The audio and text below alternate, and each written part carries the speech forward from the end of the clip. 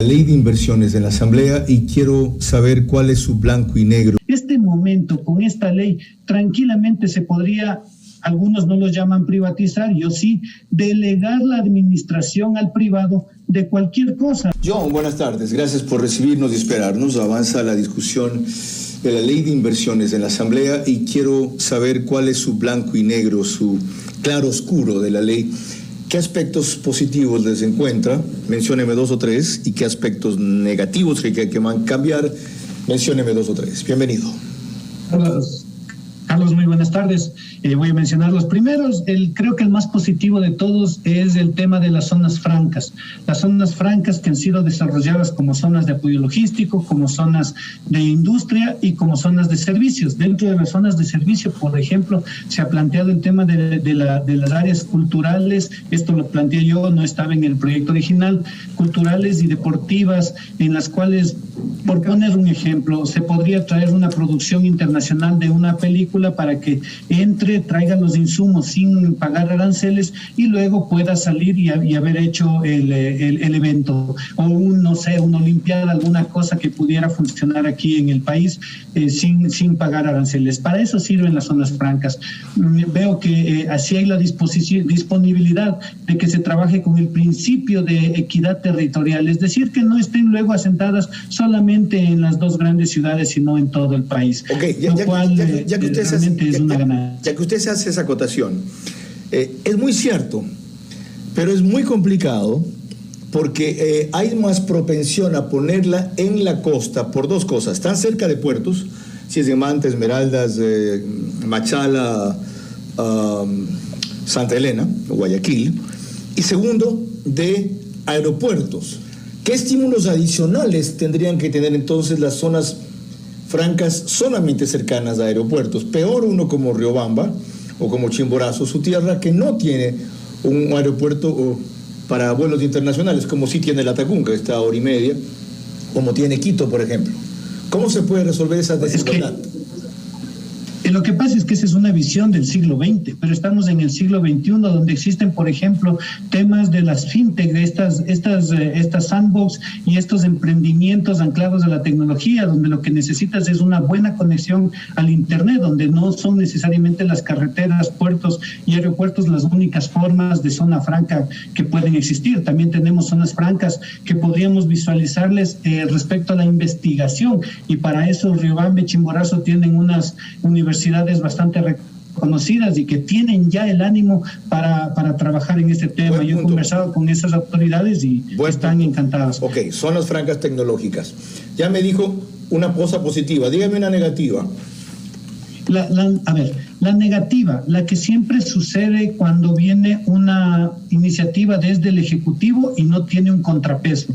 Generalmente el Ejecutivo manda todo. Y la Asamblea, como siempre lo ha hecho, al menos desde que yo estoy en este periodo, es poner equilibrios, candados y límites a la ley. Vamos a poner un ejemplo. Este momento, con esta ley, tranquilamente se podría, algunos no los llaman privatizar, yo sí, delegar la administración al privado de cualquier cosa, desde un puerto hasta el municipio de Guayaquil o la Universidad Estatal de Guayaquil. Cualquier cosa se podría entregar al privado durante 40 años.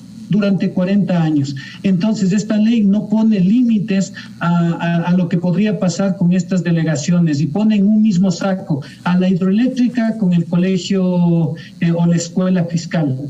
Okay, por lo tanto, es necesario poner esos límites. Es decir, cambiar categorías y no generalizar, claro, sino diferenciar. Por supuesto. Otro tema que es importantísimo. Diego, antes de eso, Diego, perdón, John Vinuesa, disculpe. Lo que pasa es que estaba pensando en Diego Moncayo, de quien hablé hace un rato, que está saliendo de Ucrania, era el último ecuatoriano extraviado que estábamos buscando. Hay en cambio el hijo de Daniel Cortés, casado con Irina, es que se me va la cabeza para allá, que queremos ver cómo rescatamos, y está en rescatamos, digo, ok, ayudamos a contactar para que rescaten. Está en la parte Volviendo al tema de las inversiones, John Vinuesa, asambleísta de Chimborazo, que está con nosotros por si acaso. En Guayaquil hay un proyecto enorme de al menos $1.100 millones y terminará costando 1.400, 1.500, que es el denominado Puente Sur. Es un puente que conectaría el puerto con Durán directamente, atravesando el río, evitando así que toda la carga pase por la perimetral o por la ciudad, que congestione más la ciudad, que destroce las vías con esa carga pesada que está ahí y gane entre 45 minutos y hora y media de tiempo para ya sea ir al interior del país, de la sierra o de la costa, y venir de allá. Y una concesión así, para que sea rentable, necesita 40 años. En este tipo de concesiones, ¿usted estaría de acuerdo en que si el estudio financiero dice aquello, haya un periodo tan largo que de paso debería ser el máximo? Porque si algo necesita concesionarse algo más de 40 años no es viable, mejor no lo hagan. Sí, por supuesto. Primero, 40 años es toda una vida. Mi hijo será abuelo cuando se acabe la concesión. Y lo que no me gustan son los eufemismos, ¿no? El decir que eso no es privatización. Lo es y puede funcionar. Las concesiones han funcionado en el país. Tenemos carreteras. Ya quisiera yo en Chimborazo poder tener unas carreteras de 4 carriles bien administradas y bien planificadas. El problema es cuando se le mete, dos problemas. El uno, cuando se le mete todo en un mismo saco y se entrega, por ejemplo, una universidad a 40 años o un colegio a 40 años a alguien que quizás pueda administrar mal. Ese es un problema. Y el otro, el principal, las inversiones al país no llegarán mientras no tengamos un mercado lo suficientemente grande. Y esto yo lo he enfatizado muchas veces. Si nosotros pensamos... Ahí le hago una corrección, perdón. El otro día hablé con Roberto Salas y le dije la misma objeción. Y me dijo, en cambio, lo que usted me acaba de decir a mí, ese es un concepto del siglo pasado. Me dijo, es que no vienen acá las inversiones en busca del mercado local, que en verdad es muy pequeño. Vienen en busca de producir aquí para exportar al mercado externo. Más o menos, porque ¿en qué parte de la ley dice eso? Yo le pongo varios ejemplos. El tema de las zonas de apoyo logístico, por ejemplo, es una cosa reducidísima en la ley, en donde no se trabaja. Justo usted me señalaba de Riobamba. En Riobamba tiene la tradición de ser bodega que guardaba los productos de la costa a la sierra y de la sierra a la costa con el tren, acuérdese de eso. Y esto no está dentro de los planes nacionales de un corredor logístico, donde se plantee una zona de apoyo logístico, donde se puedan intercambiar productos agroindustriales sierra-costa, esas son las partes donde no se le ha planteado Diego, bien. Lo otro, inclusive la actividad logística no se le ha puesto el enfoque a nivel regional. Ok, solo mencióneme, otro rato los desarrollamos, y qué bueno que usted se haya adentrado en el documento. Hay muy pocos asambleístas con capacidad de hablar de ese detalle, porque no han estudiado el documento. Les dicen dos o tres cosas. ¿Ah? Yo hago mis deberes y me la conozco esta ley de cabo a rabo, inclusive temas que no, como el de valores, que de la bolsa de valores, que es bien interesante. Se nota, le va a tocar hacer un viaje a Guayaquil, después le digo por qué la amenaza. No es invitación, es amenaza. Voy a darle con Diego. John, por favor, John. Los otros dos aspectos positivos, denúnciemelos, 2 y 3, y los otros 2 negativos. El positivo usted lo halla en las zonas francas. El negativo que tiene privatizaciones con el eufemismo de concesión.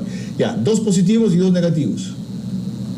Sí, a ver, le voy a comentar, más bien me gustaría comentar uno que ni es positivo ni es negativo, sino que quisiera dejarlo como hago yo las cosas, críticamente y entendiéndolo. El tema de la bolsa de valores. ¿Qué está planteando esta ley? Esta ley está planteando que el monopolio que tiene la bolsa de valores de Guayaquil y de Quito en los mercados extrabursátiles, en los cuales está, por ejemplo, la deuda pública del Estado, pasen del monopolio a unas plataformas abiertas, a unas plataformas transaccionales abiertas. Ha habido muchísima discusión al respecto, porque unos dicen, no, pues tiene que ser regulado por las bolsas de valores del mercado extrabursátil, y otros dicen, no, tiene que ser más abierto. Estamos en otra época en la cual las plataformas transaccionales puede plantearlas cualquiera. Es decir, se está peleando el monopolio del mercado extrabursátil de la bolsa de valores a que entren los inversionistas, que no pueden ser otros que la banca, porque no hay quien tenga el dinero para una plataforma como estas. Entonces ahí, ¿qué es? Yo digo, estructuralmente para el país no hay nada de cambio. En realidad es una pelea por el mercado. Ok, John, ¿qué le pasó en la mano izquierda? Mi esposa me metió un gol, estuvimos jugando fútbol, me lancé a tapar me rompí el tendón. Eso y sí, encima me metió gol, que fue lo peor. Eso significa que además es sincero. Llegamos hasta ahí, John, ha sido un gusto conocerlo y una sorpresa tratarlo, no lo tome a mal, pero hay pocos asambleístas que descollan en la asamblea y usted es uno de ellos. John Vinuesa, independiente, asambleísta de Chimborazo.